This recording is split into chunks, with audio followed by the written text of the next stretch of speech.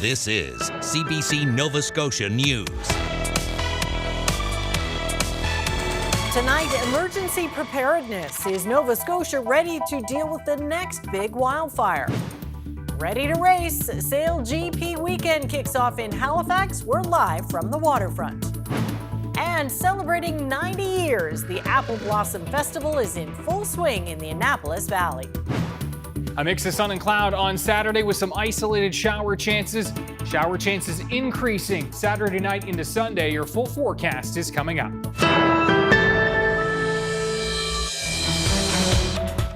Good evening. It's been a year since wildfires burned through Shelburne County, Upper Tantallon, and Hammonds Plains.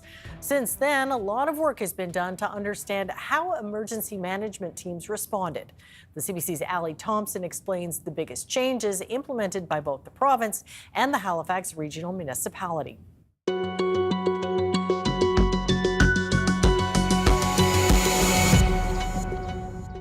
Devastating wildfires last year in Shelburne and Halifax counties laid bare gaps in the province's emergency management systems. So is Nova Scotia prepared for the next big wildfire? Here's what's changed since May 2023. The first step to fighting a fire is knowing one has started. Halifax Fire is now using AI to spot potential fires. Cameras have been set up in Hammonds Plains, Middle Sackville, and Musquodoboit Harbour as part of the Fire Scope pilot project, which monitors for smoke 24 hours a day.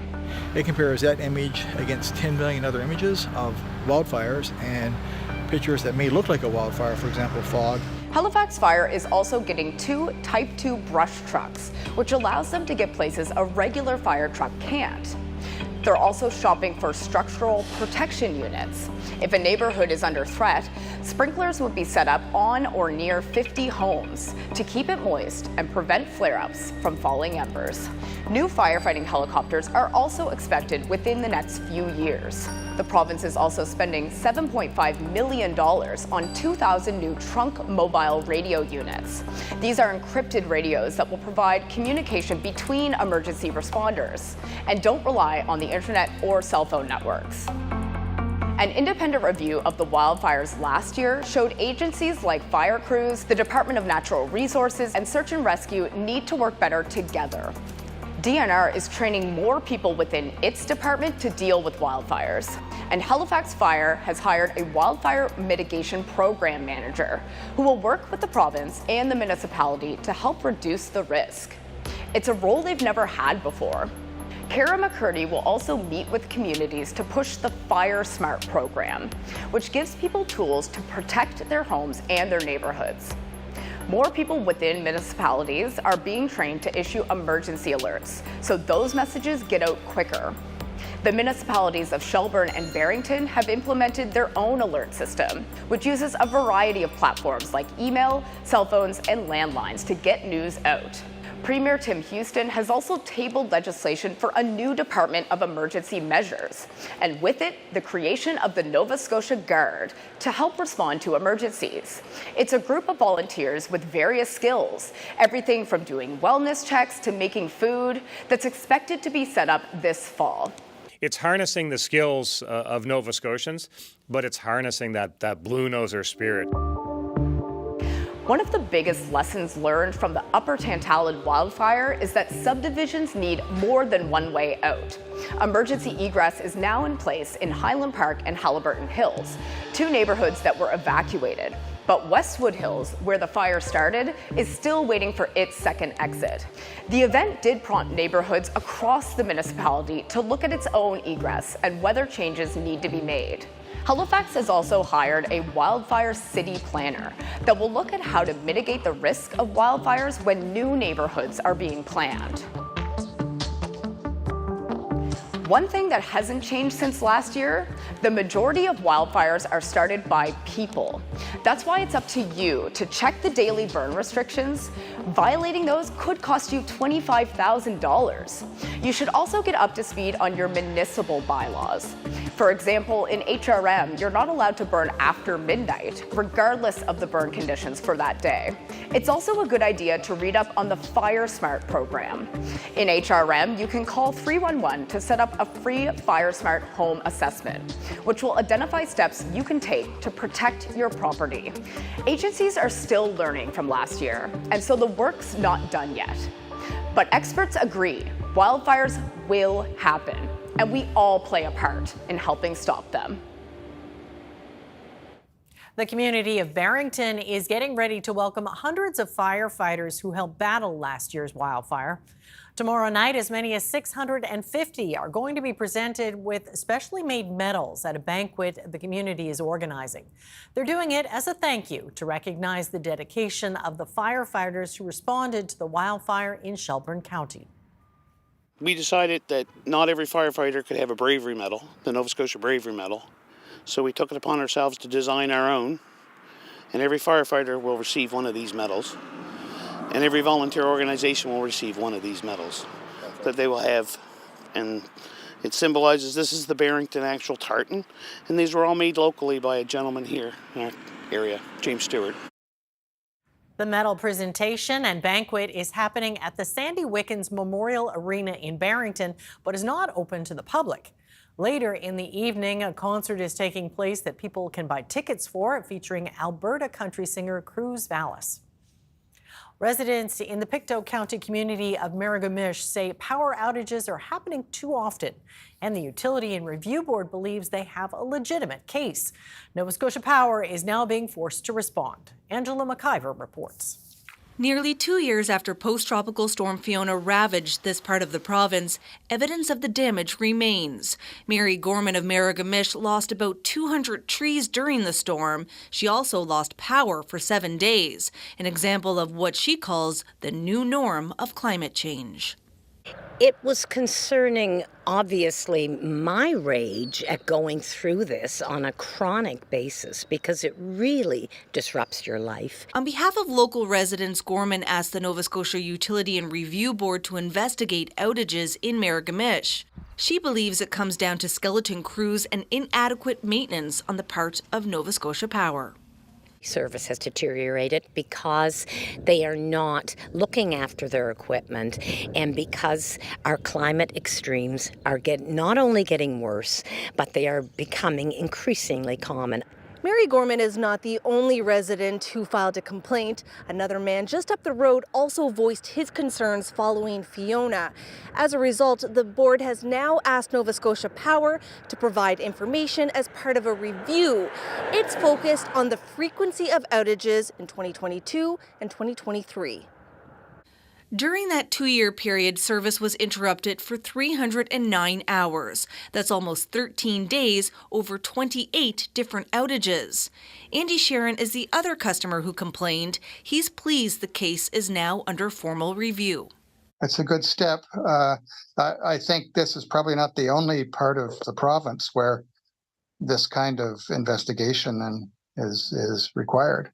According to Nova Scotia Power, 9 items have been identified in the Miragamish area as high priority for repair this year.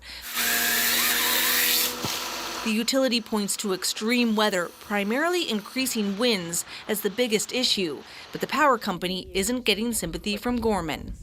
What would make us all happy is for us to be able to get through a storm without a power outage, or quite frankly, to be able to get through a power outage when the weather's ideal. Meanwhile, Nova Scotia Power wants ratepayers to cover the $25 million bill for Fiona damage. A hearing on that is expected in the fall. Angela McIver, CBC News, Miragamish. A British Columbia Supreme Court judge has approved a settlement agreement between the Nova Scotia government and Paper Excellence. The deal officially kills the beleaguered northern pulp mill in Pictou County and kicks off the process to explore a new facility in the Liverpool area. The feasibility study looking at the potential for a new mill is expected to take up to 9 months. The settlement agreement also ends all legal wrangling between the two sides, including a $450 million lawsuit the company filed against the province for the premature end of its lease to use Boat Harbour to treat effluent. It also ensures the company will top up a pension plan for workers by $30 million. Well, Halifax Harbour is being taken over this weekend by an international sailing competition. Foiling catamarans will be racing around the harbour as part of the Roxwool Sail Grand Prix. The CBC's Taryn Grant will be reporting on the event throughout the weekend and joins us now from the Halifax waterfront. So Taryn, the race doesn't start until tomorrow, but it seems like it's already busy by the water. What's happening there today? Yeah, Amy, it has been busy down here at the Halifax waterfront with people just lined up at the water's edge to watch a practice race that just wrapped up a few minutes ago. There was a question a couple of hours ago of whether or not they'd be able to practice because there wasn't enough wind, but the winds did pick up and they squeezed in their practice race before their 6 o'clock deadline, which is when regular marine traffic had to restart in the harbour. But earlier today, all of the activity was over on the Dartmouth side of the harbour at King's Wharf, which is where SailGP set up their headquarters. And it's where they shipped 100 cargo containers with all of their equipment, including all of the boats, which came here in pieces. And then today they had crews that set up all of the boats and then used cranes to haul them into the water to get ready for the practice race today and the real races tomorrow and Sunday. So here's a look at some of that work and some of the other efforts that have gone into coordinating this event. In place of a sail, these boats have wings, built just like the ones on an airplane. SailGP has about 400 staff around the city, making it possible to get all 10 of these 15-meter-long catamarans onto the water. The preparations have attracted many curious onlookers. But a lot of the work to make this race possible actually started long before this weekend. We started in April 2022, so 26 months ago. In the last few weeks, I was up to about 30 emails an hour, I think was the max. So it's been a chore, but it's certainly been a lot of fun. A lot of fun. Sail Nova Scotia signed a 3-year deal with SailGP. So long as this race goes well, it'll be back in Halifax Harbour again in 2025 and 2026. I'm hearing people are saying, you know, this could be the biggest sporting event Halifax has ever hosted. One of the big unknowns is how many people will show up on Saturday and Sunday to watch the races. Is it 10,000? Is it 20,000?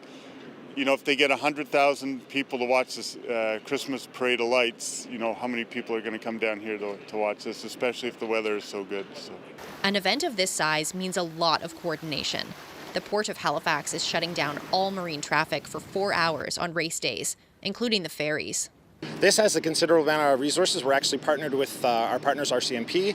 We have the Department of National Defence as well as the Canadian Coast Guard. So we have over a dozen on-water assets and double on land. SailGP also has control of the airspace above the harbour, so it can fly its own helicopters unimpeded to capture footage for broadcast. SailGP is also constantly capturing data from their boats, which feeds back to analysts working out of a cargo container at King's Wharf. So we've got 10 boats sailing together. Basically, we're gathering more than 40,000 data points per boat per second. So at the end of the day, it's like a billion line of data per boat. This is what engineers use to keep each boat the exact same, so the competition is based purely on who's driving them. The teams also use the data to improve their performance and, hopefully, cross the finish line first. Taryn Grant, CBC News, Halifax.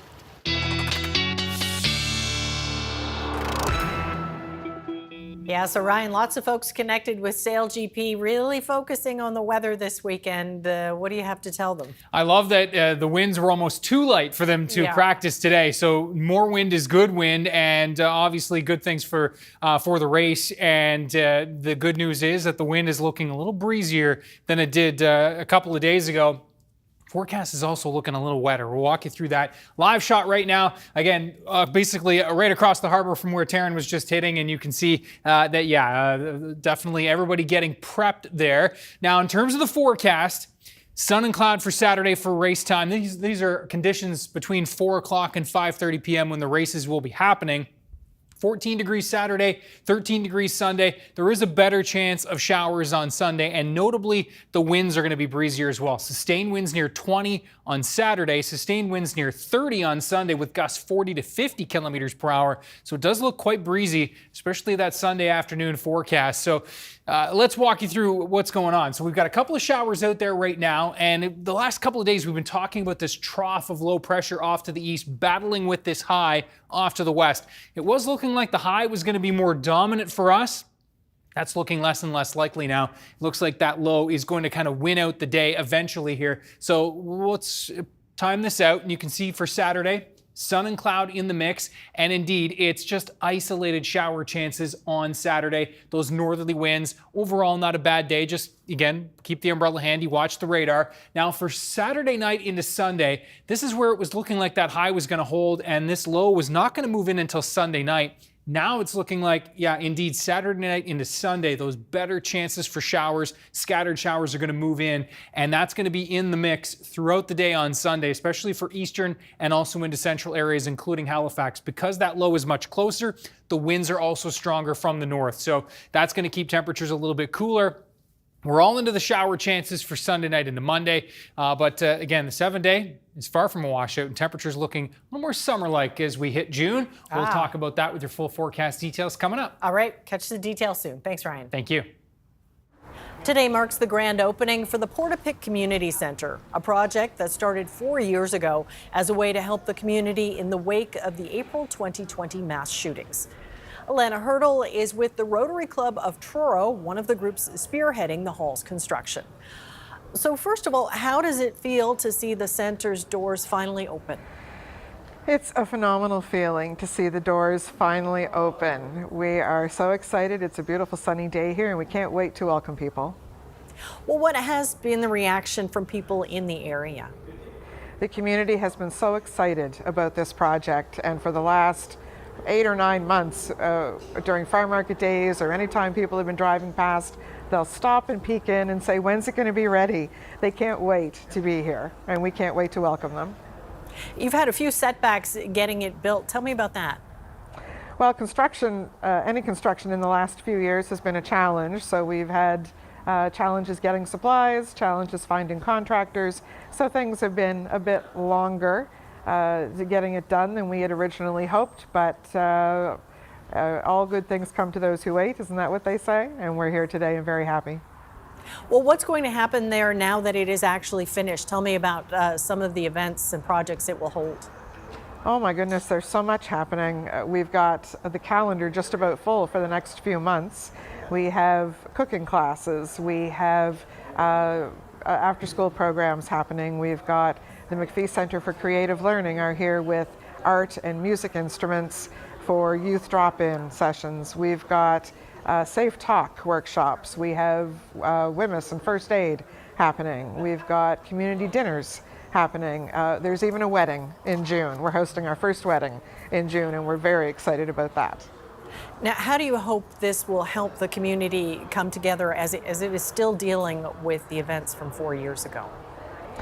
Absolutely. People are still trying to come to terms with what happened, and they're still dealing with that. And we're hopeful that this place will be an environment that people can come and simply be and visit with friends and neighbors, or perhaps learn a new craft or something new to cook, or just have a resource in the community. It has been a focal point for the community over the last 4 years, and people have been hopeful and looking forward to the completion and being able to host events here. And you have something happening tomorrow as well. The big grand opening for the community is tomorrow, and we're super excited about that. There's an open house in the morning. We've got a foam party for kids at noon. There's a barbecue happening, and then through the afternoon we have a kitchen party with the Elliott family, bringing all their musical friends in to play for us. We can't wait. Well, congratulations on everything, Alana. We appreciate your time, and best of luck tomorrow as well. Thank you so much for your interest. A new wastewater treatment plant has opened in the Cape Breton Regional Municipality. The facility in Edwardsville is now fully operational. It treats over 11,000 cubic meters of wastewater daily and will benefit around 7,000 people in Westmount, Cox Heath, and parts of Sydney River. The water goes through several filters before it's released into the harbor. And the treatment plant also filters the air, leaving no odor behind. All the air that is basically in the process that could have some smell in it, every bit gets sucked out through the system, and it goes out through the chips over there, and it just basically purifies every single bit of air, goes through those and makes it clean, which is great for any process, I think. The CBRM is also building a treatment plant in Glace Bay. It's set to open in a couple of years. Well, the Apple Blossom Festival is now underway in the Annapolis Valley. The event, seen by many as the kickoff to the tourism season in the area, is celebrating a milestone anniversary this year. Paul Palmeter reports. These orchards are usually full of trees loaded with blossoms, but that's not the case this year. Good growing conditions and the fact the Apple Blossom Festival is being held a few days later than normal means the majority of blossoms have already come and gone. While there aren't many blossoms left, the festival spirit remains strong. We've had rain, snow, every weather you can imagine for the Apple Blossom Festival, but really the spirit of the festival is what keeps people smiling. The Apple Blossom Festival is one of the biggest in the province. Many people head to the valley for the festival to take in the raw beauty of the area and to celebrate all things agriculture, the industry that is still the economic driver in the valley. This year will be the 90th Apple Blossom Festival. We did kind of a little play on that with a number of events, 90s bingo, the 90s dance, our honorary parade marshals, and our festival ambassadors, our nonagenarians. Herb Townsend, who served with the Canadian military in Greenwood and then became a church minister, is one of the 3 90-year-old ambassadors. In Annapolis Valley, Apple Blossom Festival is known wherever you go. If they ask you if you're from the Maritimes, I've had it happen to me when we were in Ontario. That's one of the things that people know. And it's just one of the things that the most beautiful part of the world, I think, is this time of the year in the Annapolis Valley. The festival will swing into high gear tonight with a concert and fireworks at Kentville's Memorial Park. The forecast is also looking favorable for tomorrow's parade. Going as far back as the 1930s, the parade has always been the highlight of the festival weekend. One thing that is no longer part of the festival are the Princess Teas and the crowning of Queen Annapolisa. The long-standing tradition was dropped last year, and this year there is a new tradition called Passions That Bloom. 14 Valley youth have displayed their passions to judges, and the winner will be announced tonight. We have so many different passions among our youth, and of course, celebrating youth is what the youth component of the Apple Blossom Festival is all about and has been for many years. Paul Palmeter, CBC News, Grand Prix.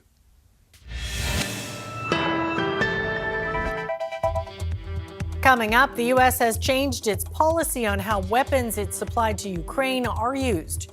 Ukraine is now allowed to strike targets inside Russia. And the CBC's Elizabeth McMillan jumped on a catamaran to learn about the sport of foiling ahead of this weekend's SailGP races in the Halifax harbor. And there they are. Ryan is up next with the weather forecast. We'll see you in a bit.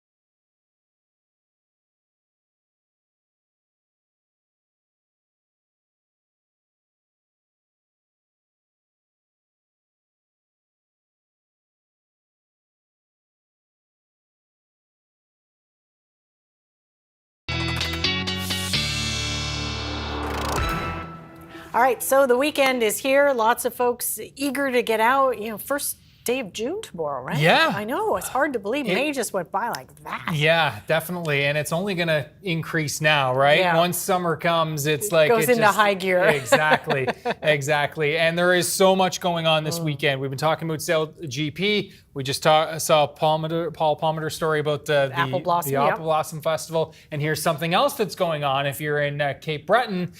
This is a live shot just seconds ago from NovaScotiaWebcams.com on the Bedeque waterfront. And yeah, they have not one, but two Navy ships from the Royal Canadian Navy ships parked there this weekend. That's HMCS Glace Bay and HMCS Shawinigan. And they're going to be docked there for the weekend. We'll be offering public tours Saturday from 10 to 3 on Glace Bay. Oh, lots going on. Yeah, so if you're in the area, there's something you can check out. And thanks to NovaScotiaWebcams.com to see those ships there. And you can see temperatures in and around the area right now, anywhere from 10 to 16 across Cape Breton. And I think it will be that kind of a story again tomorrow. Variable temps with those northerly winds. You can see temperatures are, pretty mild down through the south and west. Back row at 19, Shelburne at 18.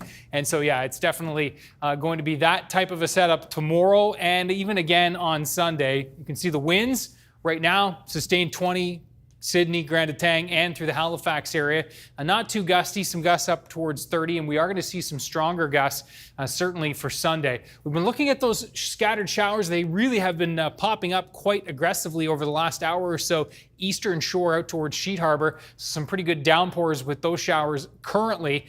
One low, two lows, and this is going to be that trough of low pressure. This is the low here that's really going to develop and become a stronger low that will actually bust its way into the region with this area of high pressure, not able to flex its muscles as much as we were hoping, even yesterday, the forecast was looking brighter, no doubt about that. Isolated shower chances certainly through this evening, as you can see, for central and eastern areas hanging on till midnight.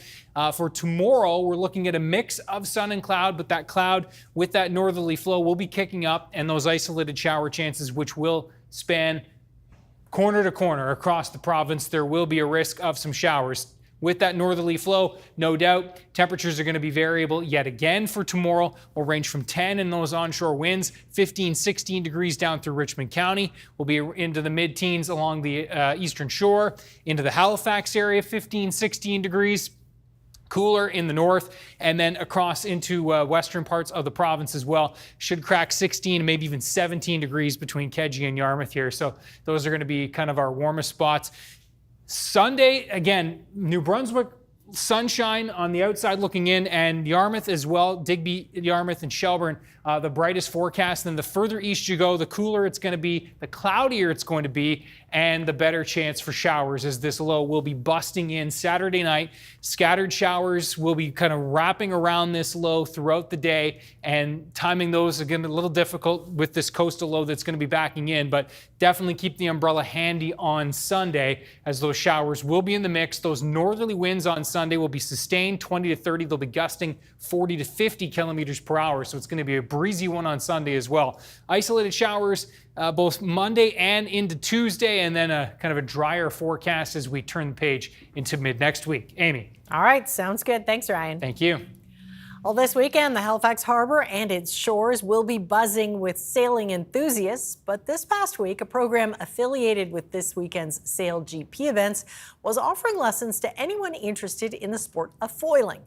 Now, they don't just throw people onto a catamaran right out of the gate. Our own Elizabeth McMillan shares her experience, what those lessons were actually like through this reporter's notebook.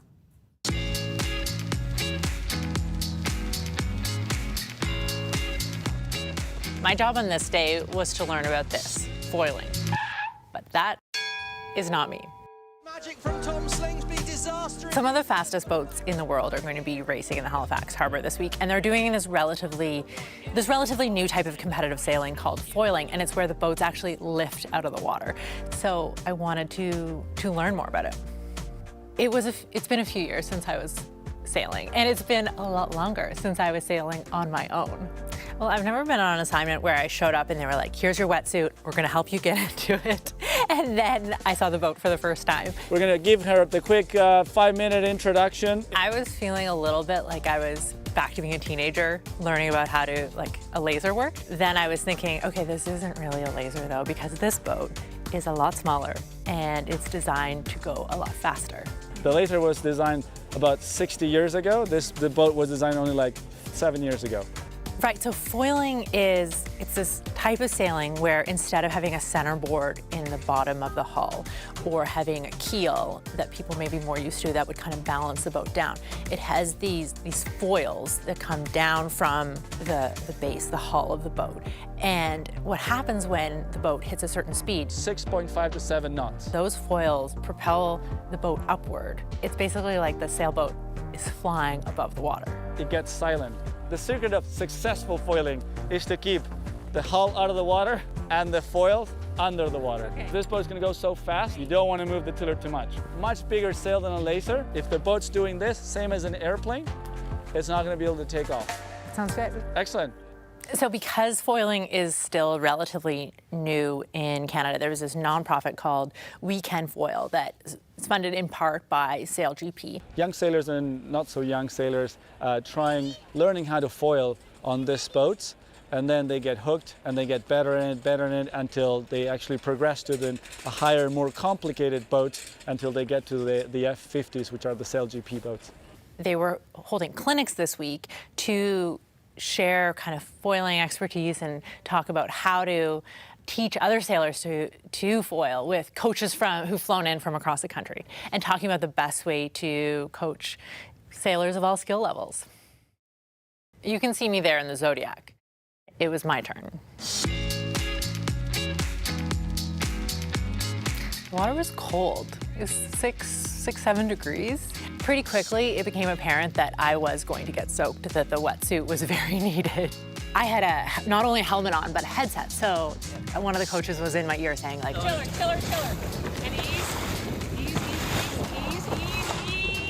Yeah, good job. She was just so calm, so patient, and I felt like, okay, I can do this. Like, she's walking me through it. And I did feel like I was a little bit, my hands couldn't work as quickly as the direction of my ear. And now looking back on those visuals, it's very clear to me what I should have been doing. And it's frustrating to see that and be like, I knew, like, I should have just, pulled the mainsail in quickly. There was this moment where I was in the boat on my own, and there was a Zodiac, a few meters away, and I was trying, pulling a sail in. And then I can see the ferry because it's rush hour in Halifax. So there's 2 ferries zipping around, and there was other boats out, and I ended up in the water. I didn't get completely dunked. But you didn't hit the ferry? I did not hit the ferry, no. SailGP coming to Halifax has been a dream come true for me. So I think it's going to be a big surprise for the city to see this Formula One boats, in the sailing capital of Canada. And at the same time, I also think it's going to be a big surprise for the SailGP to see the overwhelming support and engagement that they will get from the city. Did you fly? I did not fly. But I think I have the potential to foil successfully. Great job, Elizabeth. I'm sure you do. Well, up next, after 37 years at the CBC, Paul Withers is hanging up his microphone, heading into retirement. We have him on the show one last time to reflect on some of his memories during what can only be described as a stellar career. Stay with us. You're watching CBC Nova Scotia News.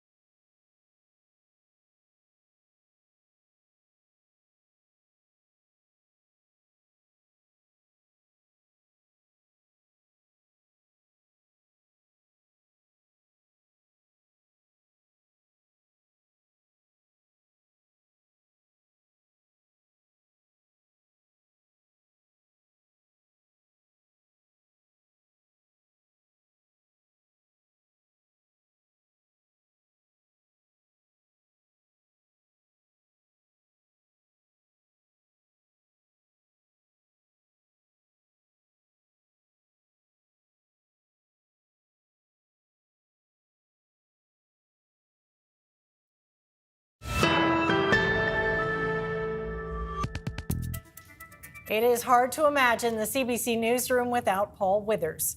But after 37 years, this is your last day before you take a very well-deserved retirement. Well, thank you very much. Now, I think you were adding up about 5,000 stories you've covered. Yep. Some pretty big issues. Some pretty big issues.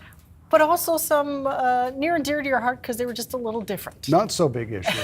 Okay, here's one when I was in my 20s, a turkey farm where you would go and shoot your turkey for Thanksgiving. This is my version of a Thanksgiving turkey story when I was a kid.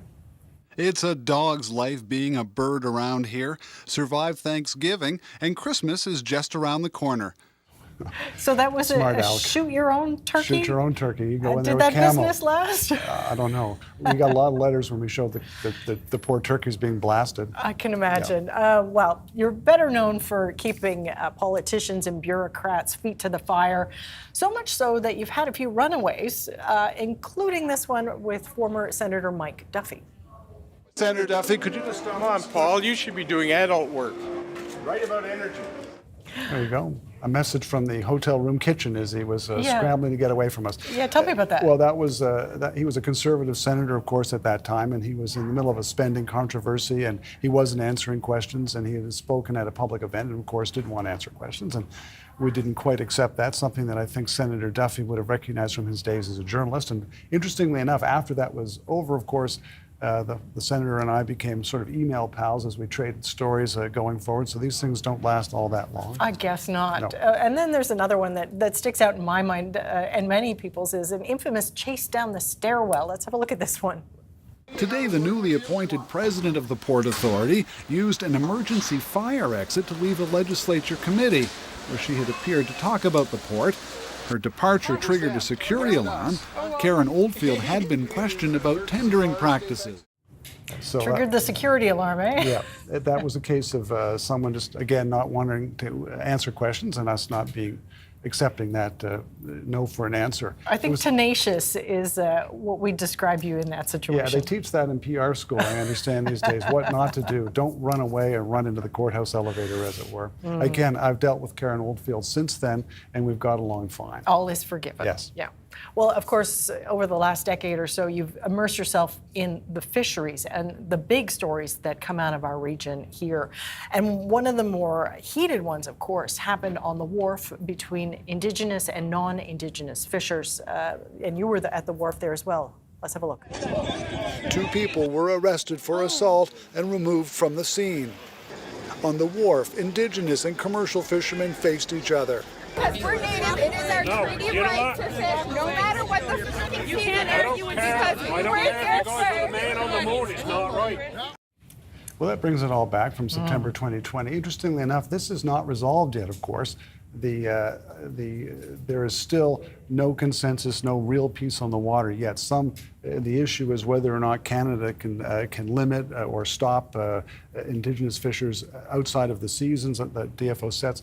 We don't know whether that's resolved. It's not resolved there, and it's actually starting to morph. We saw that in the Elver fishery. That's right, which you covered extensively as well. A lot of money involved in that. A very lucrative fishery, $5,000 a kilo. Some Indigenous are operating with the approval of the federal government. Some are refusing to. The arrests continue, the seizures continue. It's going to be up to another reporter to see that one through the end. It's not been settled yet. Big shoes to fill there, but you were also able to take something off your bucket list by visiting Sable Island. Let's have a look at that clip. The research underway here on Sable Island is just the half of it. Scientists will begin a month-long cruise on board an offshore supply vessel that's been converted into a floating laboratory. You know, that's interesting. It's a great trip to Sable Island. Pretty nice place to do a stand-up, huh? And everybody should go. It is as magical as you would think, the horses and the seals that are out there. An interesting thing that I sort of shifted over to ocean-related issues over the last decade and a half. It changed the arc of my career, and it's really been some of the most satisfying reporting that I've done in my few decades of work, and I've really enjoyed it. One of the interesting things about the feedback that I've gotten since word has gotten out that I've retired is I think that there is appreciation for it in the audience, that there's an appetite for just plain old school reporting on things like that. I'm really pleased and proud that I could actually deliver that, and I'm super pleased to have been on CBC television for all of these years. It's been a real thrill for me. I've enjoyed it, and I've loved traveling this province. Even though my kidneys are a little sore from all the potholes I've hit, it has been a real pleasure and an honor to speak to Nova Scotians over the decades. I have loved every minute of it. Well, and now you have some time to take some more things off your bucket list. What do you have planned? Like another noted amateur painter, Winston Churchill, I'll be showing that canvas Who's Boss. My plan is to go to St. Margaret's Bay and pick up some oil painting and have fun doing that. Well, Paul, you're a legend in our business. You're an institution here at the CBC. You're a great colleague and a friend, and we're neighbors, so Yeah. I'll be seeing you around, but thank you so much for everything you've done. You're a real inspiration to all of us. Well, thank you, Amy, so much. I've really enjoyed working with you over the years.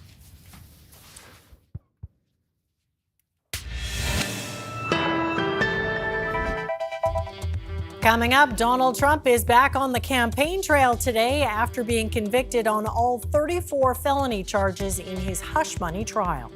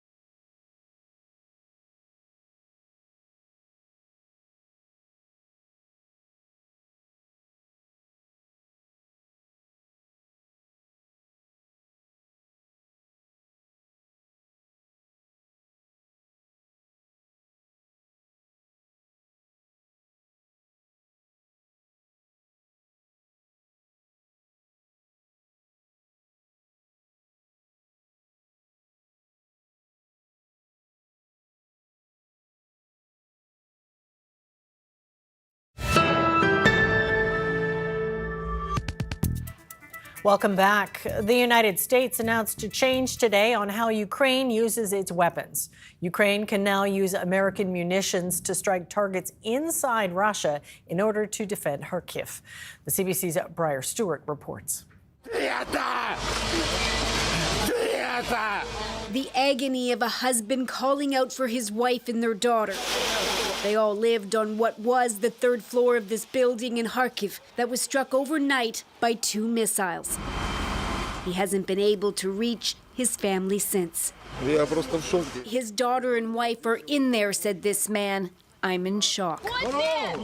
This is the latest deadly attack on the Kharkiv region, which is why Ukraine says it needs to be able to use Western-supplied weapons to target military sites inside Russia before it launches more strikes. Now the U.S. is shifting its policy. That went right to the president, and as you've heard, he's approved the use of our weapons for that purpose. Germany granted similar approval, and like the U.S., its policy is limited. Ukraine is allowed to use Western-supplied weapons to try and stop attacks on Kharkiv, but it can't use them to launch long-range strikes deeper into Russia. At least not for now, says Ukraine's president. I think that using any weapon, Western kind of weapon, on the territory of Russia, it's the question of time. When asked about the use of Western weapons, the Kremlin said that NATO members have been entering a new round of escalation and tensions, and they're doing it deliberately. This military expert says NATO members remain concerned about Western weapons accidentally causing civilian casualties in Russia, which is why some will continue to tread cautiously. Giving Ukraine a free hand in Russia carries with it risks. But of course, Russia, from the outset of the war, has had a free hand in what it's done in Ukraine. And what it continues to do. At least 5 were killed in the strikes overnight. Briar Stewart, CBC News, London. Donald Trump is back on the campaign trail today after being convicted on all 34 felony charges in his hush money trial.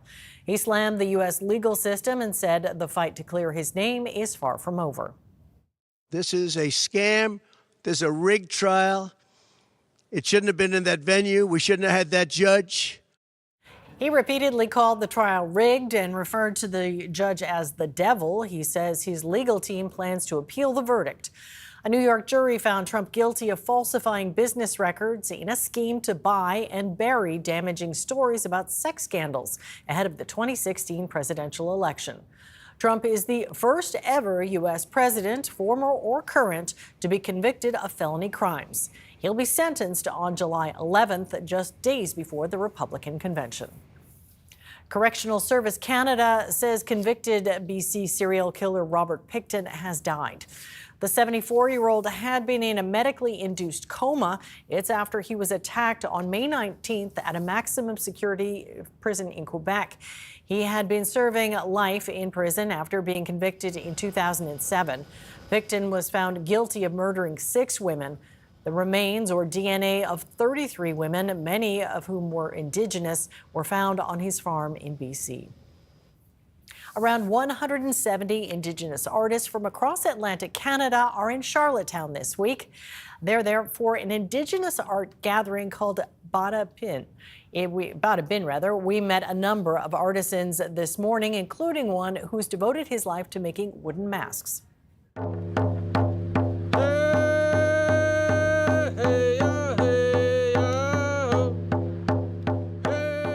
It's very important that we wear the mask. I can't stress that enough. It hurts my heart when I see them up on the wall and not being used for what they should be. You should be able to wear it, feel that spirit, share its spirit, its energy, its stories, and allow that to engage with people and exist here with everybody and share their teachings. How else are we going to share the teachings? Not everybody goes to a museum.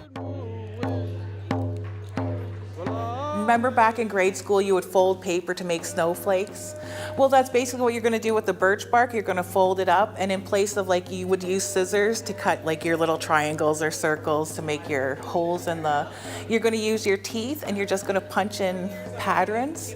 And when you unfold it, like how a snowflake would open up, that's how it opens up.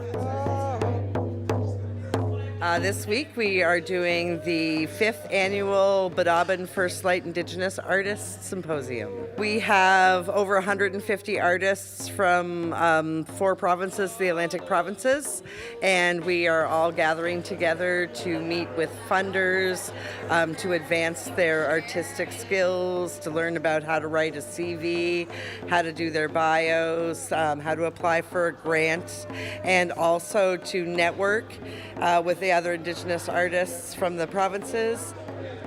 And through art, you can express your opinions and your feelings about what that is. You know, in today's world, you need to draw from our ancestors. Like the philosophy and the ways of life and how they saw the world back in those times.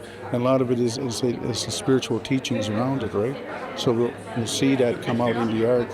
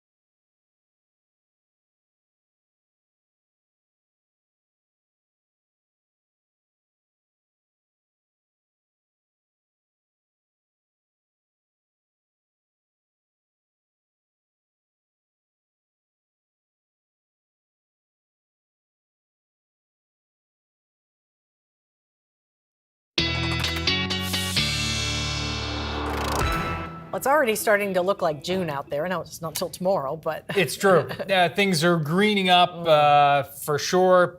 Definitely, even the slowest of trees are now popping, and that segue is nice for our viewer picture of the day. We're going to zoom in just outside of Bridgewater to, I believe this is Blysteiner Lake, and I think that's how you say it. Oh, wow. Dennis with a beautiful shot here. The reflection is just It fantastic. almost looks like a dragon kind of on the back there. Yes, I know, yeah, maybe it's the definitely. green. Beauty in the eye of the beholder there. And thank you to Dennis for sharing. So we've got temperatures in around the 16-degree mark for Bridgewater tomorrow. That is where we'll have some of our warmest temps will be along the Atlantic coastline into the Tri-County area, cooler in those northerly winds towards the north and the east. And as we look at the forecast for Sunday, again, it'll be more east versus west. That northerly flow will be obviously a factor. Sustained near 30, gusting 40 to 50 on Sunday. So definitely dress for the weather. Exactly. Always in this province. Definitely.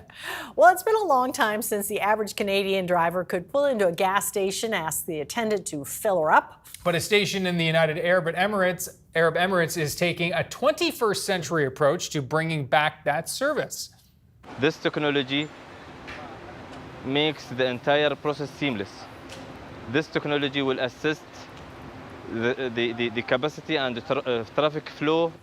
The national oil company in the Emirates is pumping up with its service with robo-fuelers. As part of a pilot project, these high-tech attendants handle the whole operation through the use of an app. The robots use AI technology and computer vision to remove the gas cap, deliver the fuel, and put the cap back on. The oil company says it's fast and environmentally friendly because it avoids spills. And kind of cool. Yeah, definitely. That's it for us tonight. Thanks so much for watching. We'll see you next time. Good night.